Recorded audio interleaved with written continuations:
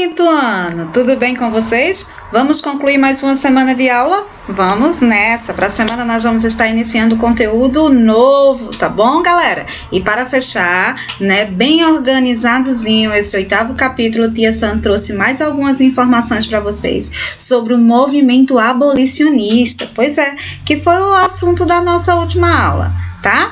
Então, eu preparei uns slides para vocês. Deixa eu me tirar da frente do slide, né? Senão ninguém acompanha. Vou colocar a Tia Sam aqui em cima.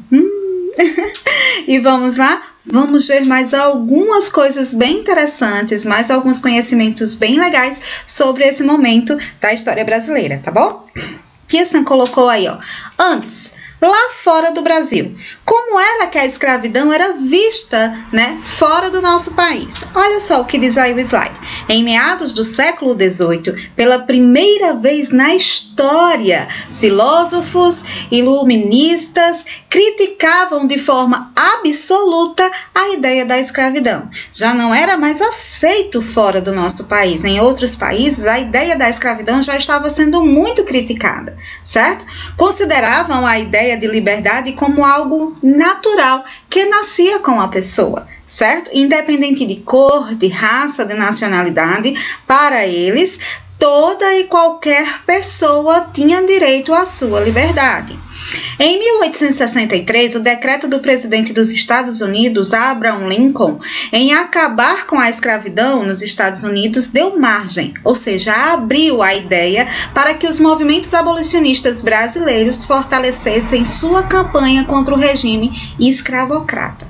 Então, Abraham Lincoln, lá nos Estados Unidos, decretou que não concordava mais, que não aceitava mais a escravidão nos Estados Unidos. E isso fez com que várias nações começassem a repensar a sua postura na escravidão. E os abolicionistas que estavam aqui no Brasil, que já mantinham uma visão, né, de que a escravidão teriam que acabar a qualquer custo, se apoiaram nessa decisão do Abraham Lincoln lá nos Estados Unidos e começaram a se movimentar mais forte aqui no Brasil para acabar com a escravidão. Tá, pessoal? Vamos para o próximo slide, que diz o... Já aqui no Brasil, pessoal, com o desenrolar, né, desse período escravocrata, boa parte da economia brasileira vinha através da mão de obra dos escravos, né? Então, para o brasileiro, para quem vivia naquela época aqui no Brasil, ter escravos trabalhando era uma coisa natural, fluía naturalmente, porque eles já vinham fazendo esse trabalho, né? Já vinham com essa prática de escravizar pessoas há muito tempo, né? Desde o finalzinho do século XV, né? Então, o que aconteceu? A ideia de acabar com a escravidão por alguns donos de engenho, por alguns senhores, era uma coisa assim absurda, porque eles viviam daquilo ali, a produção vivia daquilo ali, eles achavam que a economia do país ia cair, ia acabar, né? Mas a imposição de que o Brasil começasse a aceitar o fim da escravidão como os demais países estavam fazendo foi muito forte. Então, o que foi que aconteceu? Dom Pedro I escreveu a primeira carta constitucional. Ela foi encomendada pelo imperador, né, o Dom Pedro I, que até então era príncipe-rei, né, do Reino Unido de Portugal, tá bom? Então, ele encomendou essa carta, né, que foi, vamos dizer assim, o pontapé das leis brasileiras, para que pudesse ser feito, para que pudesse valer, né, para que a imposição do fim da escravidão pudesse ser aceita e colocada em prática, tá?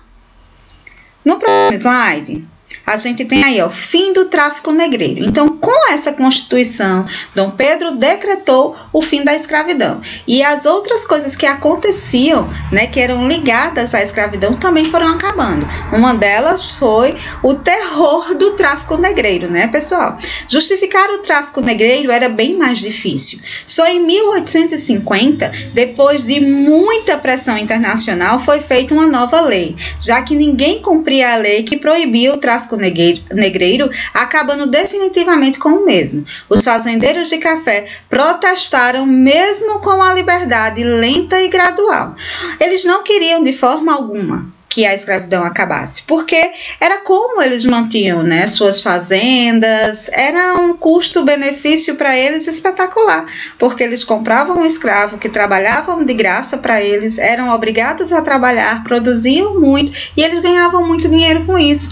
Com o fim da escravidão, com o fim da permissão de trazer negros de outras localidades para o país, muitos desses donos de fazendas de café, de açúcar, se movimentaram contra, né, o fim da escravidão, tá, pessoal? Mas demorou um pouquinho para ser colocado em prática, mas no final foi abolido sim, tá? O próximo slide vai mostrar para a gente, ó, as consequências do fim desse tráfico, né? Foi a diminuição da oferta de escravos, né? Não se tinha mais tantos escravos para se comprar. O aumento no preço, ou seja, comprar escravos se tornou uma coisa absurdamente cara, porque eram poucos, né? Os que tinham ainda à venda. Não se conseguia mais atravessar as províncias em busca de novos escravos, porque cada vez que se tentava fazer isso, era barrado pela lei. Então, esse tráfico interprovincial acabou sendo extinto também, tá? Então, essas foram as consequências do fim do tráfico negreiro, tá bom, pessoal? O próximo slide vai mostrar pra gente a campanha abolicionista, tá? Vocês desculpem o Tzinho aí, saiu um T, mas era para ser um I, tá? Então, a resistência negra sempre adicionou-se ao crescimento no país. Depois da Guerra do Paraguai, surge a campanha abolicionista, que aconteceu entre 1870 e 1888. Foram 18 anos de luta, gente, para fazer valer a lei constitucional. O objetivo principal era a libertação dos escravos. Eles conquistaram os apoios de vários setores da sociedade brasileira. Deixa eu subir, Tia Sam. Pra cá, Tia Sam. Diminui, Tia Sam. Vai pequenininha pra lá, rapaz. Aê! Parlamentares, imprensas, militares, artistas, intelectuais como Joaquim Nabuco, José do Patrocínio, Raul Pompeia e Castro Alves se juntaram, né, como apoiadores para acabar com a escravidão, né, para auxiliar esse movimento abolicionista. O próximo slide diz que essa mesma campanha lá do século XIX, que agora está com a letrinha aí correta, alguns ativistas chegavam a organizar secretamente fugas de escravos lá dos quilombos, né, do Rio de Janeiro, como Luiz da Gama, que era um advogado e ex-escravo, certo, gente? Foi responsável pela libertação de mais de 1.000 lá em São Paulo. Mais de 1.000 escravos foram libertados graças à postura de um negro que conseguiu se formar em advocacia e botou os seus estudos, o seu esforço em prática para libertar, né, as pessoas da sua etnia e da sua raça. Nessa época, cerca de 750.000 negros ainda eram mantidos como escravos. Olha a diferença, enquanto se libertava 1.000, 750.000 ainda permanecia escravizado, né? Mas a luta permaneceu. O governo brasileiro promulgou, no período da campanha abolicionista, 2 leis de emancipação, tá certo? Que foram elas. A lei do ventre livre, que Tia Sam já falou para vocês, não é? Criada pelo Visconde de Rio Branco. Essa lei declarava livre todos os nascidos de mães escravas a partir da data da promulgação. Ou seja, a mãezinha que ainda era escrava e que tinha seu bebê nessa época aí, depois que a lei foi promulgada, o seu bebê não era mais escravo, não podia ser considerado escravo, ou seja, ele não podia ser vendido, tá? Nem usado no trabalho forçado. Essa lei teve efeito perversos. Por quê? Pois os donos de escravos também se sentiam libertados da obrigação de alimentar os filhos de escravos que seriam livres, ampliando o descaso com as crianças, dando um aumento da mortalidade infantil, provocando o aumento da mortalidade infantil. Tinha 2 coisas que não funcionavam nessa lei. A primeira é essa daí, né? Porque aí os donos, como eles não se achavam donos da criança nascida da escrava, eles não alimentavam, eles simplesmente não permitiam que essas crianças fossem alimentadas ou não davam, né, a menor o menor cuidado com essas crianças não existia. E a outra era que a mãe permanecia escrava, né? Então ela não tinha liberdade, se ela quisesse, de alimentar o filho dela. Ela não tinha liberdade de criar e educar o filho dela, né? O que ela fazia para a criança era ordenado pelo seu dono. Então não funcionou, essa lei não funcionou, foi uma lei realmente, como ele diz aí, que teve efeitos perversos, porque muitas crianças morreram de fome, muitas crianças morreram de maus tratos, muitas crianças morreram com doenças, e não se podia fazer muita coisa porque as mães ainda eram escravas. Entendem? E a outra lei foi a lei do sexagenário, que também não funcionou muito, né? Que declarava livre os escravos com mais de 65 anos. Raciocina comigo, quinto ano. Uma pessoa com 65 anos que passou a vida inteira sendo maltratada, chicoteada, trabalhando num trabalho extremamente pesado. O que era que essa pessoa iria fazer após os 65 anos de idade livre? Sem se falar que não tinha dinheiro, não tinha moradia, porque se comia na casa comia do que o dono dela dava. Se morava, era debaixo de um teto que era do seu dono, né? Não recebia salário por isso, não sabia fazer outra coisa a não ser escravo. A realidade era essa. Então isso também não funcionou. Muitos, quando chegavam aos 65 anos, que tinham direito à sua liberdade, não queriam, se ofereciam para continuar escravos, porque eles sabiam que se saíssem dali, eles não iam conseguir sobreviver de todo jeito. Então, eles preferiam permanecer escravizados do que serem libertos. Acredite nisso, né? Então, essa lei teve pouco alcance, devido ao pequeno número de escravos que conseguiam chegar a essa idade, geralmente se morria antes, né? E essa lei beneficiou mais os donos de escravos que se viram libertados da obrigação de libertá-los. É um problema, né, gente? E aí, as leis emancipatórias vieram, essas leis que não puseram fim à escravidão, tá, pessoal? Permitiram aos senhores de escravos ganhar tempo e adiar ao máximo a abolição definitiva. E aí a gente tem essa imagem de um soldado negro de volta da Guerra do Paraguai, depara-se com a cena de um negro escravo açoita sobre o olhar de um leitor branco. Então isso aqui foi um pintor, né? Que não era negro, tá, mas que tinha um olhar diferenciado para essa questão escravocrata. Então ele fez essa imagem aqui de um soldado negro, né, vendo uma pessoa da sua mesma etnia, da sua mesma raça, que tão diferente dele, que lutava por um ideal, né, aquela pessoa ali estava presa e não tinha ideal nenhum, tá? Então foi isso que essa pintura aí que esse desenho aí quis retratar. A abolição foi somente em 13 de maio de 1888 que a escravidão foi extinta no Brasil, 18 anos depois do início do movimento abolicionista, com a promulgação da Lei Áurea pela princesa Isabel, na época regente do reino de seu pai, Dom Pedro II. A grande consequência da abolição é a queda da monarquia em seguida, tá?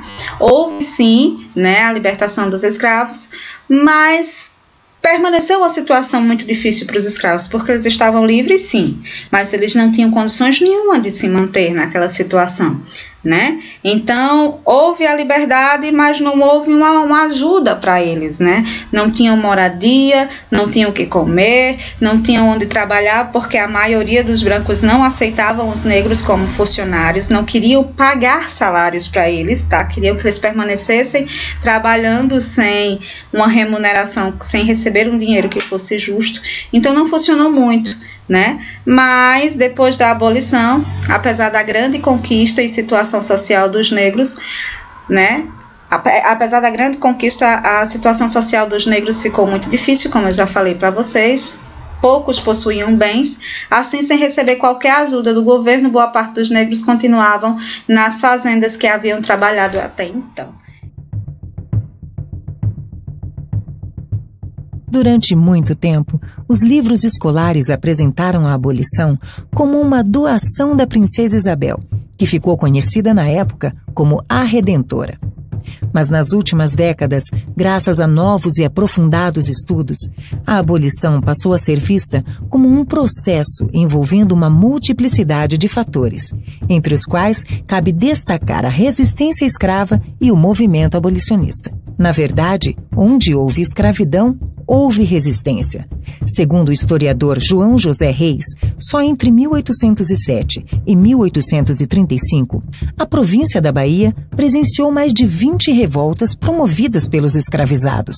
Com o fim do tráfico atlântico em 1850 pela Lei Eusébio de Queiroz e o crescimento do tráfico interprovincial, intensificaram-se as manifestações de rebeldia, revolta e resistência nas áreas cafeicultoras. Além de frequentes tentativas de fugas e o constante esforço para a compra de sua alforria, muitos escravizados buscaram a ajuda da justiça para lutar pelo seu direito à liberdade. Essa resistência dos próprios escravizados foi um fator decisivo para a conquista da abolição. A partir da metade do século XIX, ganhou força um movimento social envolvendo pessoas de diferentes etnias e condições sociais, que defendiam o fim da escravidão. Esse movimento ficou conhecido como abolicionismo. Promovendo suas ideias em jornais, grupos e associações, os abolicionistas emprestaram sua voz, força e prestígio em prol do fim da escravatura. Filho de um fidalgo português e uma africana liberta de origem nagô e nome Luísa Maim, Luiz Gama participou ativamente de movimentos contra a escravidão. Um dos fundadores do Jornal Radical Paulistano, Luiz Gama foi também líder da mocidade abolicionista e republicana. Fazendo uso de uma oratória impecável e atuando como rábula, ele libertou nos tribunais cerca de 1.000 escravos. O engenheiro e militar baiano André Rebouças lutou arduamente no combate à ordem escravocrata. Entre suas muitas ideias estavam a abolição sem indenização e a distribuição de terras aos libertos, para que tivessem condições de conseguir meios para sobreviver e reiniciar sua vida com dignidade. Joaquim Nabuco é um nome igualmente importante no movimento abolicionista. Um dos grandes diplomatas do Império Brasileiro, o recifense Joaquim Nabuco, escreveu, entre outras, a obra O Abolicionismo. Nabuco foi também fundador da Sociedade Anti-Escravidão Brasileira. O paulistano Antônio Bento atuou como promotor público e juiz e liderou a importante organização anti-escravista conhecida como Caifazes. O grupo organizava fugas de escravos e os ajudava a se esconder em segurança. Além disso, com a ajuda de pessoas comuns, entre as quais estavam os maquinistas dos trens, conseguiam levar os fugitivos até o quilombo do Jabaquara, em Santos. Os Caifazes de Antônio Bento colaboraram também para a contratação de negros em fuga como trabalhadores livres e assalariados. Pressionado por manifestações internas e externas, o governo imperial brasileiro pôs em prática seu plano de abolir a escravidão gradualmente.